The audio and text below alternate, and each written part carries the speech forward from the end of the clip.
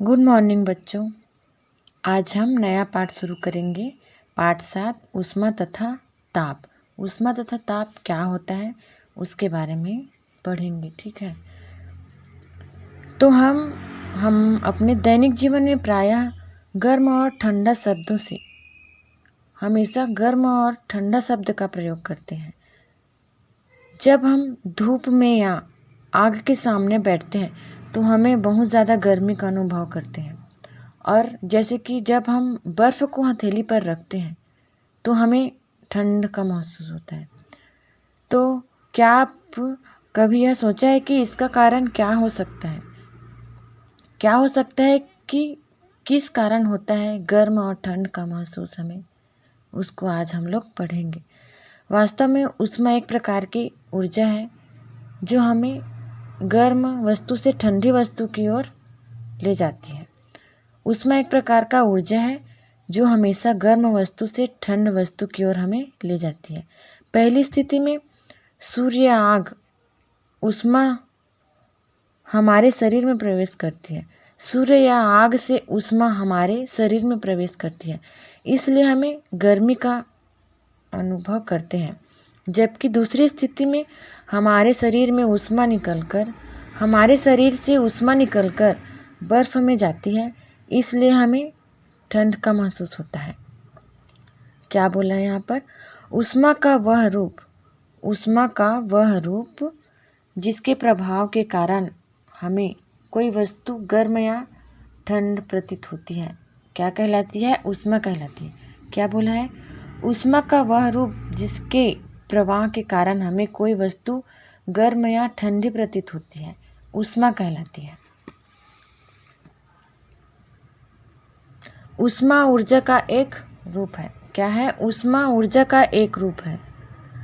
जैसे कि हम अपनी दोनों हथेलियों को रगड़ेंगे, ठंड के दिन में अक्सर हम यह करते हैं, दोनों हथेलियों को रगड़ते हैं तो हमें गर्मी का महसूस होता है, तथा हथौड़े से लोहे को पीटने पर वह गर्म हो जाता है। क्यों? क्योंकि लोहे को पीटने से उसमें ऊष्मा उत्पन्न होती है, जिसके कारण वह गर्म हो जाता है।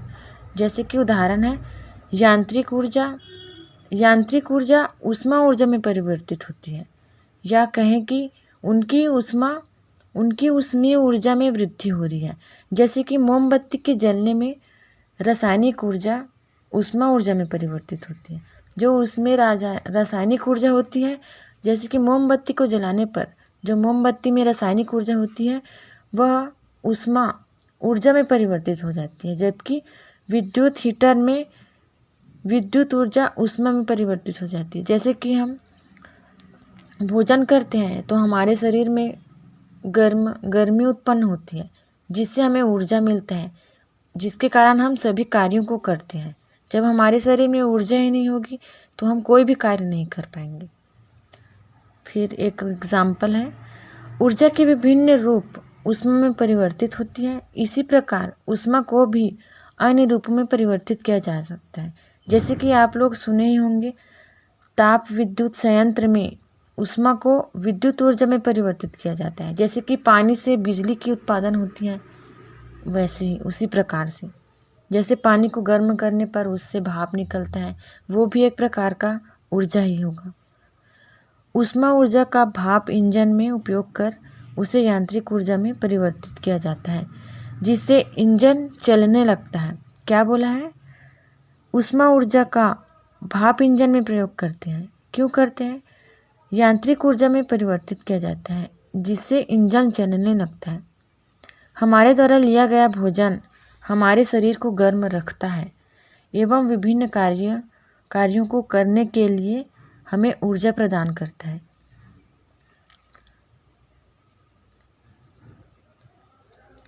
आइए एक प्रयोग द्वारा जल की ऊष्मीय अवस्था को हम लोग समझते हैं। क्रियाकलाप 1। क्या बोला है इसमें?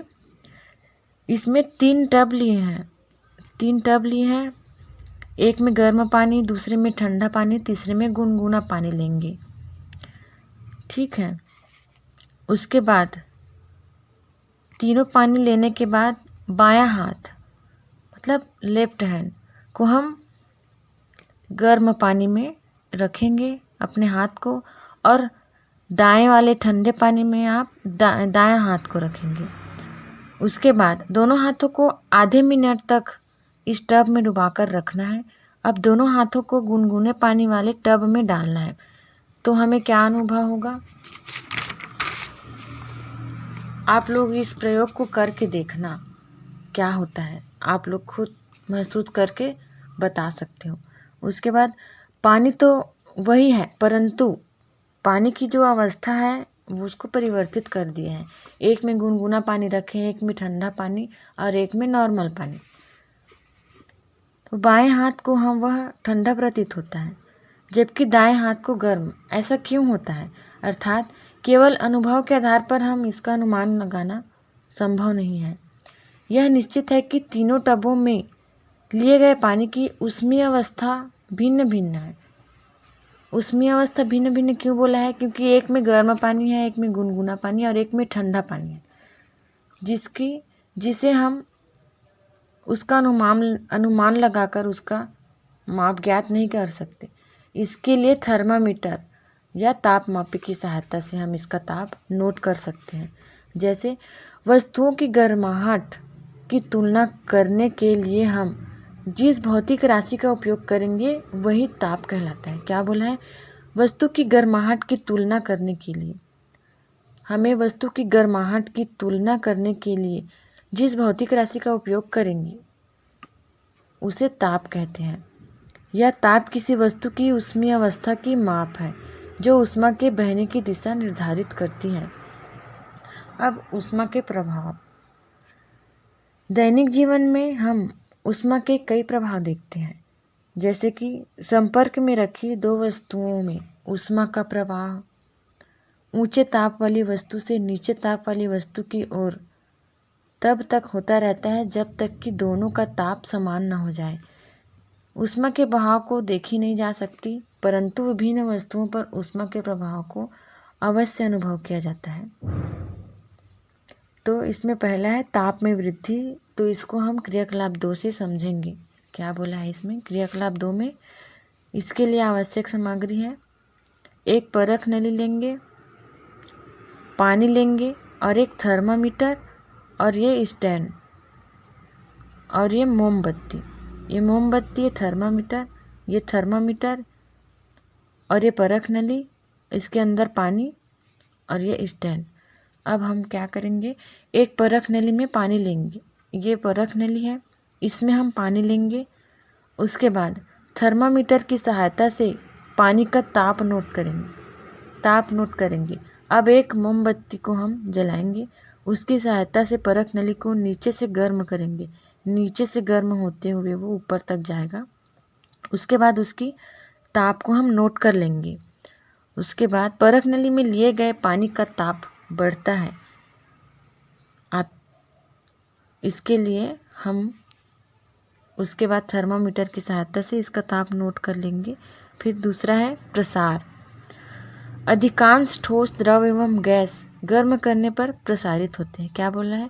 ठोस, द्रव, गैस। जैसे कि हम ठोस वस्तुओं को हम गर्म करेंगे तो उसमें प्रसारित होगा। द्रव एवं गैस गर्म करने पर प्रसारित होता है एवं ठंडा करने पर वह सिकुड़ जाता है। आइए कुछ क्रियाकलाप के माध्यम से हम इसको समझते हैं। जैसे आवश्यक सामग्री, गेंद, छल्ला, उपकरण, गर्म करने का साधन। क्या बोला है? गेंद तथा छल्ला। उपकरण में छल्ले का व्यास इतना होता है कि धातु की गेंद छल्ले में से निकल जाती है। अब गेंद को कुछ समय तक गर्म करेंगे और छल्ले के ऊपर रखेंगे तो वह गेंद क्या उस छल्ले से निकल जाएगा, उसके अंदर से नीचे आ जाएगा? नहीं, क्योंकि उसको हम लोग गर्म करके प्रसारित कर दिए। वो गेंद अगर ठंडा रहता तो वो अपने नॉर्मल साइज़ में रहता, सामान्य साइज़ में, लेकिन हम उसको गर्म करेंगे तो वह थोड़ा सा प्रसारित होकर बड़ा हो जाता है। तो क्या बोला है? छल्ले में से होकर निकल पाती है।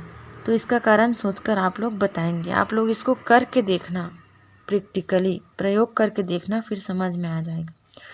दैनिक जीवन में ठोस पदार्थों के ऊष्मीय प्रसार के कुछ उदाहरण नीचे दिए गए हैं। पहला, कांच की बोतल का ढक्कन कस जाने पर बोतल को उलटकर ढक्कन को गर्म पानी में डुबाया जाए तो उसमें ऊष्मीय प्रसार के कारण ढक्कन ढीला होकर खुल जाता है। ये सब प्रयोग को आप लोग करके देख सकते हो प्रैक्टिकली, तो आप लोगों को अच्छे से समझ आएगा।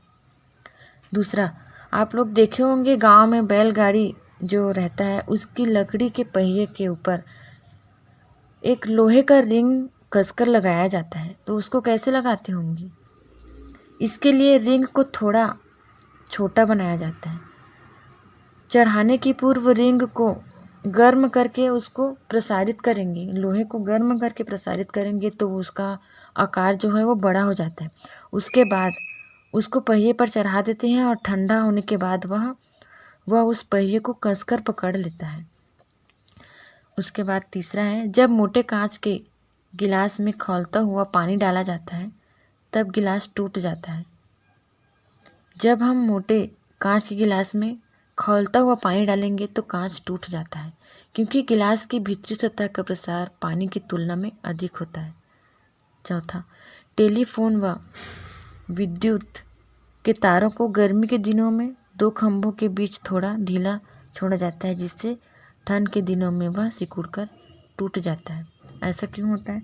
अगर हम गर्मी के दिनों में दोनों तारों को पास पास रखेंगे तो वो एक साथ चिपक कर उससे करंट उत्पन्न हो सकता है, जिससे मतलब वहाँ पर आसपास आग भी लग सकती है। इसलिए उसको टेलीफोन के विद्युत तारों को गर्मी के दिनों में दो खंभों के बीच थोड़ा सा ढीला छोड़ दिया जाता है। आप लोग जब पढ़ोगे इस पाठ को तो बुक को सामने रखकर पढ़ना, क्योंकि कई बार इस वीडियो में जो है ब्लर हो जाता है, कुछ दिखाई नहीं देता। इसलिए आप लोग अच्छे से पढ़ना इसको कि उसमें क्या होता है, ताप क्या है।